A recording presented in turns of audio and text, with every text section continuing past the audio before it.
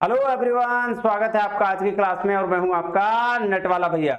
हाँ जी, चलिए करते हैं आज की क्लास की शुरुआत। ये लास्ट क्लास में हम लोगों ने कैश फ्लो स्टेटमेंट और फाइनेंशियल स्टेटमेंट एनालिसिस समझा था कि भाई फाइनेंशियल स्टेटमेंट की एनालिसिस क्यों करी जाती है और उस पे एक कैश फ्लो स्टेटमेंट देखा था। आज हम लोग पढ़ने जा रहे हैं क्या, फंड फ्लो स्टेटमेंट, और उसके आगे हम लोग पढ़ेंगे रेशियो एनालिसिस। बेसिकली यही तीनों चीज है जिसके तहत फाइनेंशियल स्टेटमेंट की एनालिसिस करी जाती है। और कैश फ्लो में हमने पढ़ा था कि जो कैश के फ्लो है उसको चेक करने के लिए कैश फ्लो स्टेटमेंट बनाया जाता है। एग्जैक्टली नहीं तो फाइनेंशियल स्टेटमेंट में क्या क्या चीज आती है सर? सबसे पहले आता है क्या, ट्रेडिंग पीएल और बैलेंस शीट। उस बेसिस पर आगे फंड फ्लो स्टेटमेंट देखते हैं, पढ़ते हैं। आइएगा जी, देखिएगा फंड फ्लो स्टेटमेंट ध्यान से समझिएगा कि जब ट्रेडिंग पीएल और बैलेंस शीट जब बनती है तो हम उसमें क्या, बैलेंस शीट में क्या दिखाते हैं, पोजीशन दिखाते हैं, एसेट्स कितना, लायबिलिटीज कितनी, नहीं लोन कितने, है ना, करंट एसेट्स, ये सारी चीजें हम इसमें दिखाया जाता है। लेकिन जब जो चेंजेस होता है, क्यों चेंज होता है, कितना चेंज होता है, किस वजह से चेंज होता है, ये जो चेंजेस है इन आइटम में, ये सारा चीज इसमें नहीं दिखाया जाता, बैलेंस शीट में नहीं दिखाया जाता है। इस वजह से फंड फ्लो स्टेटमेंट बनाया जाता है ताकि उसमें जो चेंजेस हुए हैं, क्यों एसेट बढ़ा, क्यों घटा, कैसे क्या हुआ, इसका चेंजेस जो है वो फंड फ्लो स्टेटमेंट में दिखाया जाता है और इसमें बनाया जाता है। आइए देखिए क्या बोलता है फंड फ्लो स्टेटमेंट। नहीं हाँ जी सर, आइएगा। कह रहा था balance sheet of firm disclose the position of assets, liabilities and capital at the end of particular area. बिल्कुल सही बात है। एक फर्म का जो बैलेंस शीट होता है पोजीशन बताता है एसेट का, लायबिलिटीज का और कैपिटल का। आपके वो भी कब, balance sheet sir last year में, लास्ट ईयर मतलब साल के अंत में बनता है, तो ये भी क्या हो, साल के अंतिम में ही बताएगा। हाँ जी सर, तो क्या बोल रहा है, but it does not disclose the cause of changes in these item between the end of the previous years and end of the current year। तो क्या बोल रहा है भाई साहब कि जो इसकी ये डिस्क्लोज क्या नहीं करता है कि चेंजेस क्यों हुआ इन आइटम्स में, जो साल प्रीवियस ईयर मतलब प्रीवियस ईयर्स और इस ईयर के में क्या फर्क था, क्यों चेंजेस हुआ, ये नहीं बताता है। तो therefore an additional statement called fund flow statement is prepared to show the changes in asset, liabilities and capital between the dates of two balance sheet, that is called fund flow statement। ठीक है, अब क्या बोल रहा है ध्यान समझिएगा। बोल रहा भाई साहब 2 ईयर के बैलेंस शीट को देखने के लिए, समझने के लिए उसमें क्या क्या चेंजेस हुए हैं उसको ये करने के लिए, ठीक है, एसेट, लायबिलिटीज और कैपिटल में क्या क्या चेंजेस हुआ है, ये सारा चीज चेक करने के लिए, आप हम लोग क्या एनालिसिस करने के लिए हम लोग क्या बनाते हैं, फंड फ्लो स्टेटमेंट बनाते हैं। ये कह रहा है, ये नहीं कह रहा fund flow statement is known by various other name also. अब देखिए फंड फ्लो स्टेटमेंट को अलग अलग नाम से भी जाना जाता है। इसको कहते हैं statement of sources and application of fund, where got and where gone statement. तो सर एक तो sources and application of fund भी बोलते हैं इसको, और वेयर गोट कहां गया और कहां जाना है, ये कहां से जाना है, ये भी स्टेटमेंट इसको कहते हैं। कह रहा है डेफिनेशन क्या क्या है, ये देखिएगा।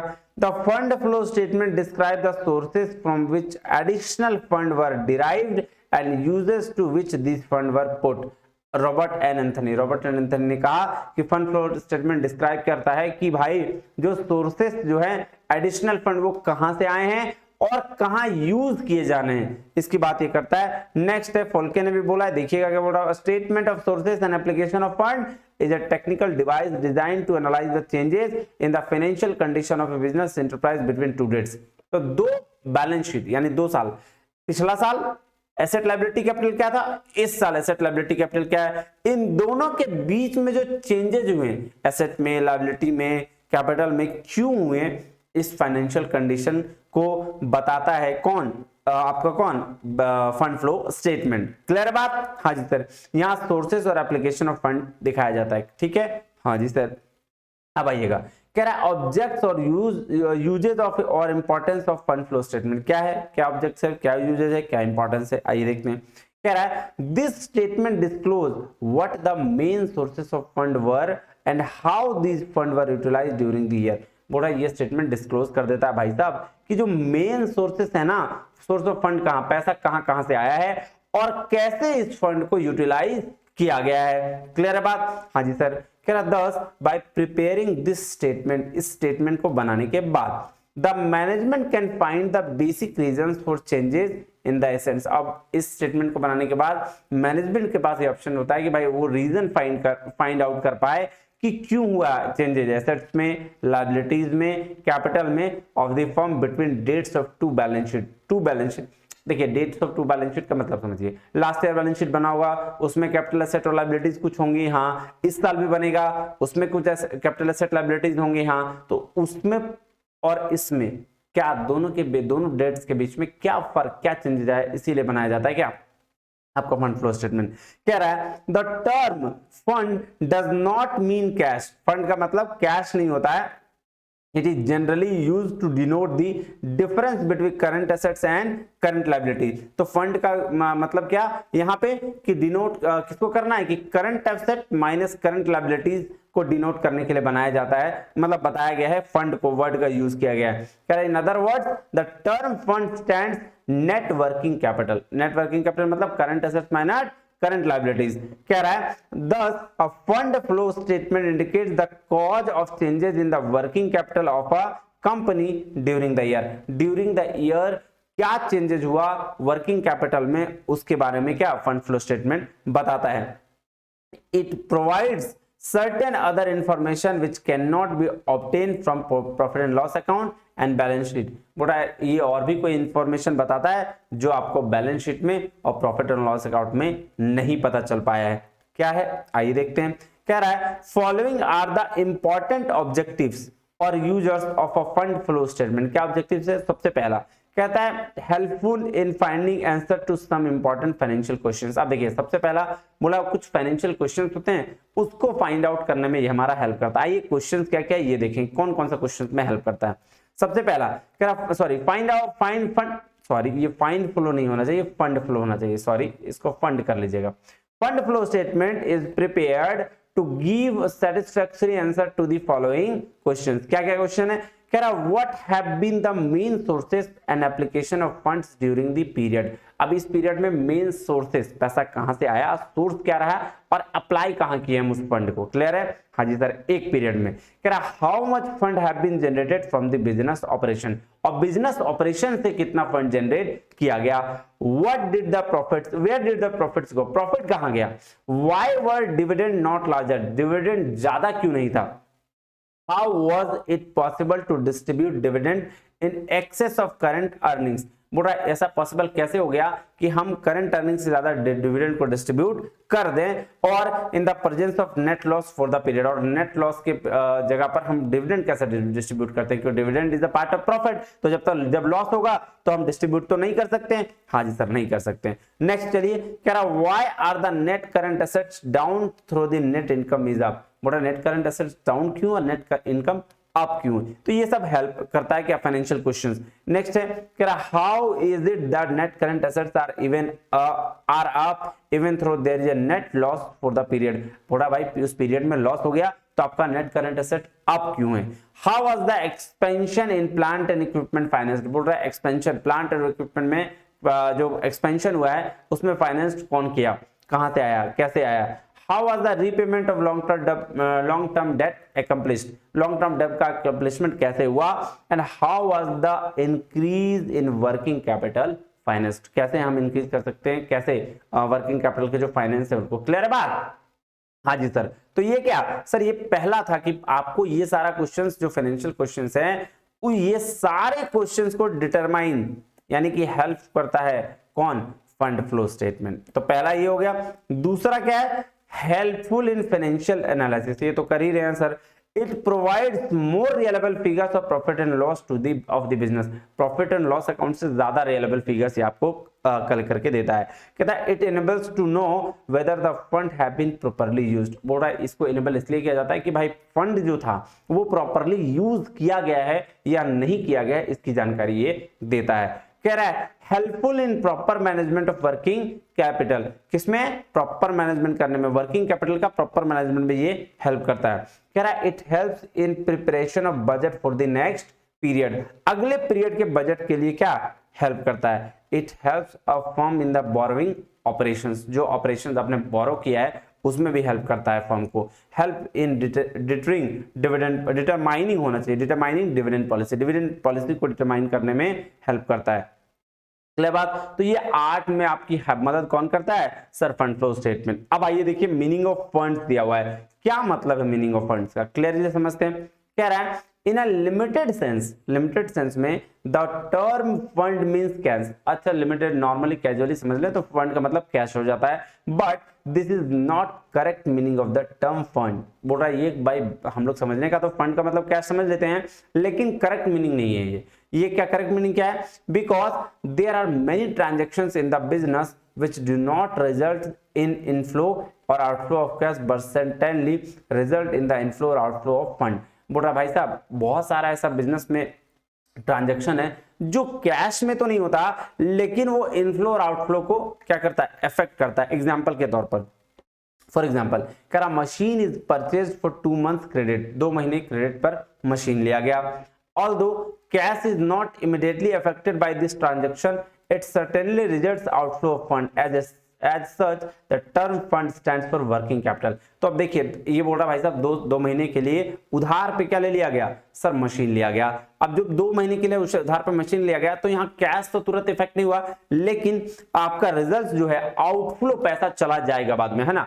तो आउटफ्लो हो गया पैसा, जब आप मशीन लिए तो पैसा दे के लिए होंगे, फोकट में तो नहीं लिए होंगे, तो ये चीज कह रहा है। तो इसीलिए इसको क्या बोलते हैं, वर्किंग कैपिटल बोलते हैं। और वर्किंग कैपिटल बराबर होता है, वर्किंग कैपिटल इक्वल टू हम बोलते हैं कैपिटल, सॉरी ये देखिए यहां नहीं, working capital equal to current assets minus current liability. अब मीनिंग ऑफ फ्लो, फ्लो का मतलब फंड का मतलब समझ लिए, फ्लो का मतलब आप समझते हैं। आप देखिएगा कह रहा था टर्म फ्लो मींस चेंज और मूवमेंट। क्या मतलब हुआ जी, चेंज या मूवमेंट। कह रहा है therefore the term flow of fund means change in fund और चेंज इज वर्किंग कैपिटल। तो फंड फ्लो का क्या मतलब हुआ सर, जो वर्किंग कैपिटल में बदलाव हो रहा है या फिर फंड में चेंजेस हो रहा है। क्लियर बात, हाँ जी सर।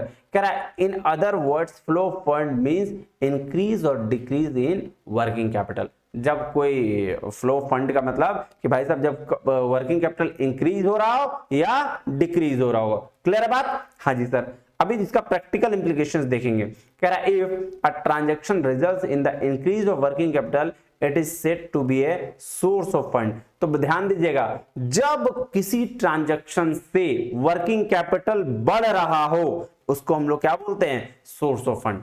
ध्यान से फिर से समझिएगा कि जब किसी ट्रांजैक्शन से वर्किंग कैपिटल मेरा इंक्रीज हो रहा हो उसको सोर्स ऑफ फंड बोलेंगे, और जब किसी ट्रांजैक्शन से वर्किंग कैपिटल डिक्रीज हो रहा हो तो उसको एप्लीकेशन ऑफ फंड बोलेंगे। सोर्स पैसा आ रहा है, एप्लीकेशन पैसा खर्च हो रहा है, सिंपल सा।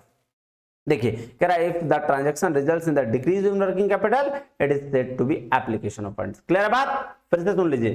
क्या सोर्स ऑफ फंड, क्या जब मेरा वर्किंग कैपिटल इंक्रीज हो रहा हो, सोर्स ऑफ फंड मतलब पैसा आ रहा है। अरे वर्किंग कैपिटल मतलब जो करंट एसेट्स मैंने करंट लायबिलिटी, जो मेरा कैपिटल है, ठीक है, काम करने वाला, तो वो अगर बढ़ेगा तो भाई ऑब्वियस सी बात है ना, मेरा सोर्स कहीं बढ़ा होगा, पैसा आया होगा तभी तो कैपिटल बढ़ेगा, और जब पैसा जाएगा तो कैपिटल डिक्रीज हो जाएगा, डिक्रीज इन द कैपिटल। तो कह रहा है if the transaction does not result any change in the working capital it is said that it does not result in the flow fund. और अगर कोई भी ट्रांजैक्शन इधर उधर नहीं हुआ तो यानी कि इसको हम लोग क्या बोलते हैं, इसको बोलते हैं no flow of fund. Therefore each and every transaction will have any one of the following effect of the flow fund, that is working capital पर क्या फ्लो होगा ये देखिएगा। सबसे पहले इनफ्लो फंड होगा तो हम लोग उसको क्या बोलेंगे, सोर्स। आउटफ्लो फंड होगा तो application. No flow fund no effect. Clear बात है, हाँ जी सर। कह रहा है in order to know whether a transaction has resulted in flow of fund और not the following rules are important. कौन कौन सा रूल्स इंपॉर्टेंट है देखिएगा, फ्लो ऑफ फंड हुआ कि नहीं हो रहा है उसके लिए कुछ रूल्स है। देखिए क्या क्या इंपॉर्टेंट रूल्स है। कह रहा है if a transaction affect current category item, current asset और current liability on one hand and non-current category, that is non-current asset and non-current liability on the other, the transaction results in the changes in working capital and hence there will be flow of funds। इसको ध्यान से समझिएगा। बोल रहा भाई साहब जब आप कोई ट्रांजैक्शन करते हैं तो जनरल एंट्री पास करते हैं, हाँ सर। तो एक जो ट्रांजैक्शन हुआ उसमें अगर एक साइड डेबिट में या क्रेडिट में आपका करंट लायबिलिटी है, ठीक है, तो हो जाएगा क्या, करंट लायबिलिटी या करंट एसेट्स, तो हो जाएगा आपका क्या, फ्लो ऑफ फंड्स। एक साइड का है और एक साइड करंट एसेट या करंट लायबिलिटी है और दूसरे साइड नॉन करंट एसेट्स और नॉन करंट लायबिलिटी है, तब इसको फ्लो ऑफ फंड्स बोलेंगे। और अगर दोनों साइड नॉन करंट एसेट या नॉन करंट लायबिलिटी है, दोनों साइड अगर करंट एसेट या करंट लायबिलिटी है, तो उसको हम नो फ्लो ऑफ फंड्स बोलेंगे। इसको ध्यान से समझिएगा, मैं आपको समझाता हूं, ये देखिएगा, एक मिनट। जैसे मान लेते हैं, को ध्यान से समझिएगा, मान लेते हैं एक एग्जांपल लिया कि हमने परचेज किया क्या, एसेट परचेज किया, मतलब मशीन परचेज किया, तो क्या होता है, machine account debit, machine account debit to क्या, कैश, कैश अकाउंट। तो कैश क्या है, करंट एसेट्स है, मशीन क्या है, फिक्स्ड एसेट्स है। तो एक में करंट एसेट्स और एक में फिक्स्ड एसेट्स, इसको बोलेंगे क्या, फ्लो ऑफ फंड, कि फंड हुआ है, फ्लो हुआ है फंड का।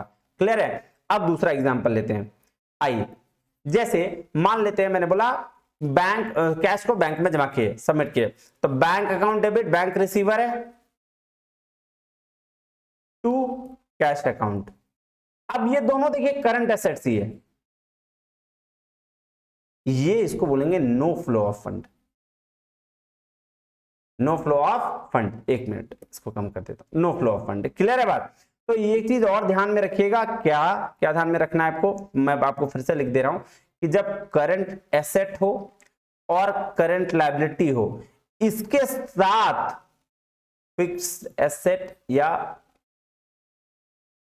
फिक्स्ड लायबिलिटी का ट्रांजैक्शन हो, तो इसको हम बोलेंगे फ्लो ऑफ फंड। लेकिन अगर आपका current asset to current asset या current liability to current liability हो, नो फ्लो ऑफ फंड।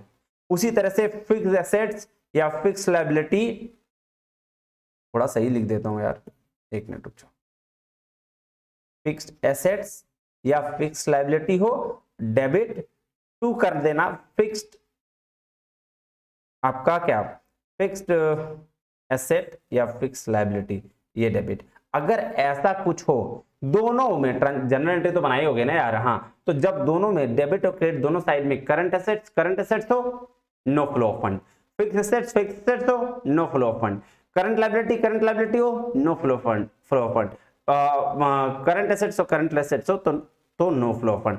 जब एक बात ध्यान रखना, डेबिट या क्रेडिट में दोनों में से अलग होना चाहिए, एक फिक्स एसेट्स है तो दूसरा करंट होना चाहिए, ठीक है। तो इसी को हम लोग क्या बोलते हैं, इसको बोलते हैं फ्लो फंड्स। आइए अब चलते हैं फिर से कहां, बुक में।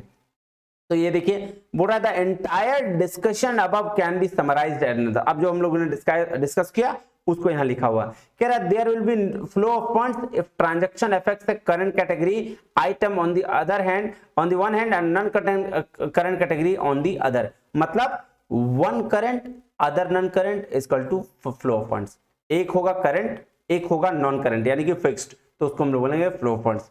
दूसरा आप देखिए कह रहा है there will be no flow funds if a transaction affect both the current category items affects both the non category items. मतलब या तो दोनों दो ट्रांजैक्शन होते हैं ना, डेबिट क्रेडिट में दोनों साइड अगर आपका आ गया क्या करंट आइटम्स या तो करंट या फिक्स्ड, डजंट मैटर, दोनों साइड अगर सेम आ रहा है, सेम वाला में देखो यार ध्यान से समझो, सेम अगर आ रहा है तो भाई साहब ये क्या नो फ्लो ऑफ फंड्स। अब पॉजिटिव नेगेटिव आ रहा है, अरे भाई लड़का लड़की ऐसे याद रखना इसको, जब लड़का और लड़की मिलेंगे तभी तो आगे शादी ब्याह होगा। लेकिन अगर सिर्फ लड़का, वैसे तो लड़का लड़का भी हो चुका है, लेकिन रियल ऑथेंटिक क्या है, लड़का लड़का नो फ्लो ऑफ फंड्स, लड़की लड़की नो फ्लो ऑफ फंड्स, और लड़का लड़की फ्लो ऑफ फंड्स। क्लियर है बात, इससे ज्यादा अच्छा एग्जांपल नहीं हो सकता। क्लियर है, हाँ जी सर। अब चलिए नेक्स्ट चलते हैं, इसको थोड़ा सही कर दीजिए, हाँ जी ये देखिए अब चलते हैं। कह रहा है preparation of schedule of changes in working capital. ये भी ध्यान दीजिएगा क्या क्या प्रिपरेशन है, कैसे कैसे काम करता है, ये देखिएगा। कह रहा है since the net effect of sources and application of funds is increase और decrease in working capital, the fund flow statement is usually accompanied by a schedule showing changes in working capital. अब बोल रहा भाई साहब कोई एक schedule है जो वर्किंग कैपिटल चेंजेस में क्या इफेक्ट होता है, अगर कोई इंक्रीज हो गया करंट एसेट्स, तो क्या इफेक्ट और डिक्रीज हो गया, तो क्या इफेक्ट आगे देखिए कह रहा है this schedule considers only the current assets and current liabilities. तो कि वर्किंग कैपिटल की जब बात होगा तो सिर्फ करंट एसेट्स और करंट लायबिलिटीज की बात की जाएगी। At the beginning and the end of the year, this schedule shows the either increase or decrease working capital. Following rules are followed while preparing a schedule of changes in working capital. देखिएगा 4 rule है, इसको ध्यान से रखिएगा, ध्यान से समझिएगा, very very important rule है। कह रहा है an increase in current assets results increase in working capital. एक एक करके समझेंगे 4 रूल का, ये प्रैक्टिकल हम इसको आपको करके समझाते हैं। क्या बोला, करंट एसेट को इंक्रीज किए तो इंक्रीज हो गया वर्किंग कैपिटल। देख लीजिए, इसको भी समझते हैं। क्या बोला, ये बोला भाई साहब करंट एसेट को अगर बढ़ा दिए तो वर्किंग कैपिटल भी मेरा बढ़ गया।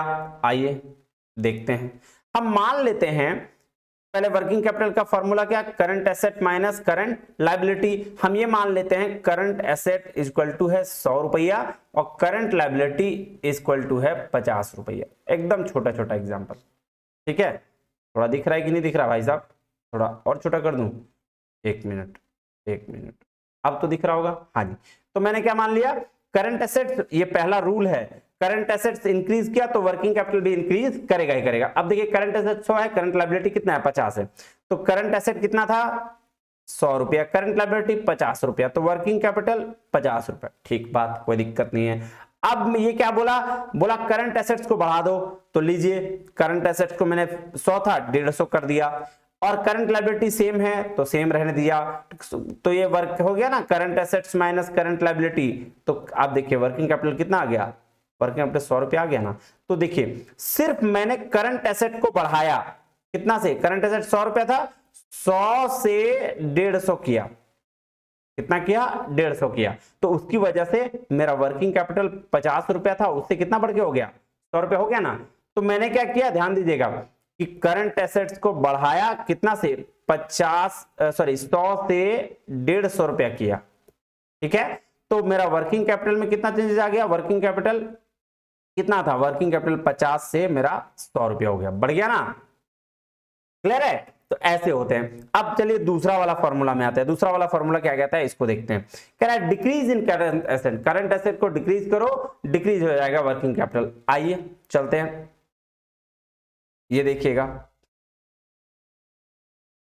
क्या बोल रहा है, करंट एसेट को डिक्रीज करो, वर्किंग कैपिटल भी डिक्रीज हो जाएगा। अब फिर से वही formula, working capital equal to current asset minus current liability. तो करंट एसेट मैंने कितना लिया था 100 रुपया माइनस 50 रुपया, करंट लायबिलिटी लिया था, ऊपर लिया है ना, वही उसी को मान के चलना है। यहां भी करंट एसेट कितना 100 रुपया और करंट लायबिलिटी कितना 50 रुपया, क्लियर बात। हाँ जी सर। अब इसको देखिए वर्किंग कैपिटल कितना आया 50 रुपया। अब बोला करंट एसेट को घटा दो तो वर्किंग कैपिटल भी घट जाएगा। तो देख लो करंट एसेट कितना था 100, हम मैंने घटा दे रहा हूं 20 रुपया से, करंट एसेट 80 कर दिया, तो करंट लायबिलिटी वही रहा 50 रुपया, तो वर्किंग कैपिटल कितना आ गया 30 रुपया आ गया। देख लो क्लियर है। तो मैंने क्या किया, करंट एसेट को डिक्रीज कर दिया। करंट एसेट कितना से कितना कर दिया, 100 से मैंने कर दिया 80 रुपया, ठीक है। तो मेरा क्या हुआ, वर्किंग कैपिटल मेरा 50 से कितना आ गया 30 रुपया, क्लियर है बात, समझ रहे हो। हाँ जी सर। तो ये दूसरा रूल हो गया। आइए अब तीसरे रूल पे चलते हैं। कह रहा है increase in current liability decrease working capital. अब देख लीजिए इसको भी, बोल रहा है करंट लायबिलिटी को बढ़ाएंगे तो वर्किंग कैपिटल क्या हो जाएगा, डिक्रीज हो जाएगा। आइए देख लीजिए, एक मिनट,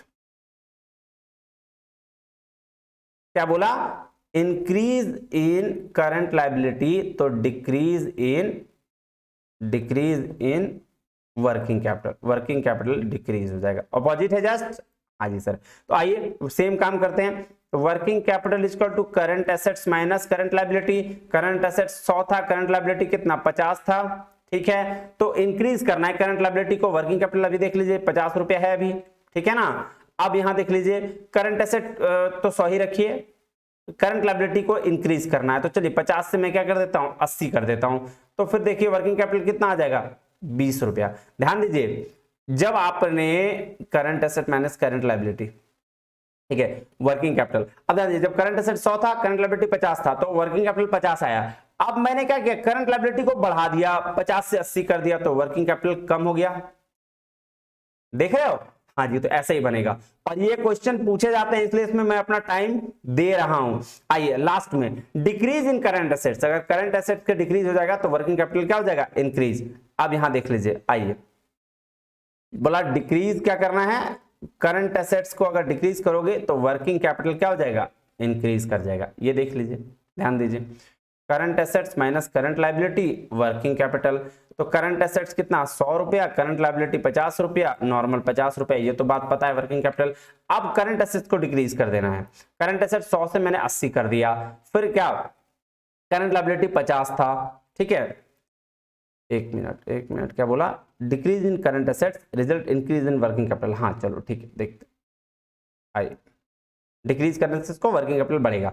चलिए आइए, तो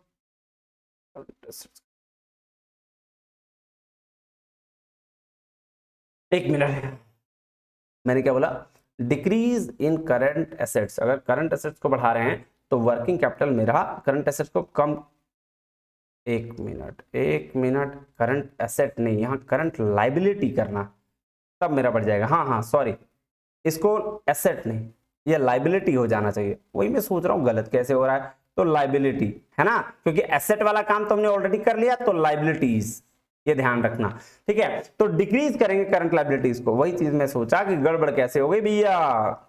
आइए ये देखिए, ये चौथा रूल है, डिक्रीज क्या किया, करंट लायबिलिटी को। तो करंट लायबिलिटी कितना था भाई, पहले करंट एसेट्स देख लो, करंट एसेट्स 100 रुपया, डिक्रीज कितना था, करंट लायबिलिटी कितना, करंट लायबिलिटी 50 से मैंने 30 कर दिया, तो देखो वर्किंग कैपिटल मेरा क्या हुआ, बढ़ गया, 50 से 70 रुपया हो गया। क्लियर है बात, हाँ जी सर, थोड़ा क्वेश्चंस में हो जाता है तो इसकी वजह से दिक्कत आ गई।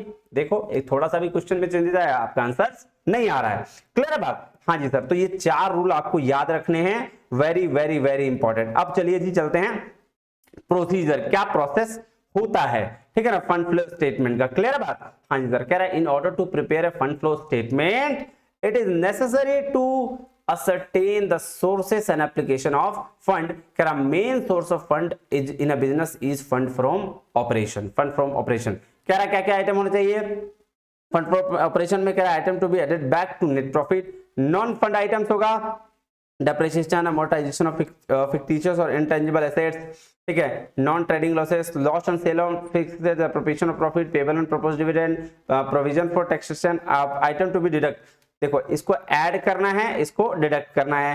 Profitable sales of fixed disturbed recent of dividend, interest on the investment, increase in the value of fixed, transfer of excess provision, ये सारा क्या काम करना है। आइए चलिए ये मेन आपका, इसको देखिए, इससे आपको सारा चीज क्लियर हो जाएगा। सोर्सेज ऑफ फंड में वो सारा फंड रिलेटेड पैसा जो आपके पास आ रहा है और एप्लीकेशन में जो पैसा जा रहा है, बस इतना ही ध्यान रखना है। जैसे fund from operation, sale of fixed assets आ रहा है, इन्वेस्टमेंट आ रहा है, इसको शेयर से पैसा आ रहा है, डिवेंचर से, लॉन्ग टर्म बोरोइंग से पैसा आ रहा है। अब देखो एप्लीकेशन ऑफ फंड में जा रहा है ऑपरेशन में पैसा, डिविडेंड पे कर रहे हैं, टैक्स पे कर रहे हैं, फिक्स्ड एसेट्स परचेज कर लिए, लोन का रिपेमेंट किए, रिडेम्पशन ऑफ डिवेंचर हो गया, रिडेम्पशन ऑफ प्रेफरेंस शेयर्स हो गया। तो ये क्या हो गया, ये एप्लीकेशन ऑफ फंड है जहां पैसा लग रहा है बेसिकली, और जहां पैसा आ रहा है वो यहाँ सोर्स ऑफ फंड। अब इसी से net increase in decrease in working capital आ जाएगा, और यही है उसका सेम ऑपरेटिंग नॉन ऑपरेटिंग का, इसको भी आप देख लीजिएगा। लीजिए जी, ये हो गया आपका क्या, कहानी खत्म। तो वर्किंग कैपिटल में मेनली आपको क्वेश्चन किससे पूछा जाता है, ये देख लीजिए, ध्यान से समझ लीजिए। देखिए एक तो ये से क्वेश्चन पूछा जाएगा कि कौन सा सोर्स ऑफ फंड है और एप्लीकेशन ऑफ फंड है। दूसरा क्वेश्चन इससे रहता है, वेरी वेरी इंपॉर्टेंट, बहुत बार पूछा गया, वीवीआई। और तीसरा जो कॉन्सेप्ट है एक ये वाला, एक जनरल एंट्री दे देगा और पूछेगा, मान लो दोनों एंट्री, जैसे अभी मैं पूछ रहा हूं परचेज अकाउंट, मान लो कि आपने एक लैंड परचेज किया, तो अब लैंड परचेज किया क्या होगा, land account debit to cash account. इसका मैं पूछ रहा हूं आपसे, अब इसको आपको देख के बताइएगा ये फंड ऑफ फ्लो है कि नहीं, फ्लो ऑफ फंड है या नहीं है, आप कमेंट करके जरूर बताइएगा इसको कि लैंड अपने परचेज किया है, ये फ्लो ऑफ फंड है कि नहीं, तब मैं समझूंगा कि आपको ये चीज समझ में आई। और अगर आपको फिर भी समझ में नहीं आ रहा, व्हाट्सएप करिएगा, टेलीग्राम चैनल ज्वाइन कर लीजिएगा। मिलते हैं अगले वीडियो में, तब तक के लिए बहुत बहुत धन्यवाद, थैंक यू वेरी मच, जय हिंद।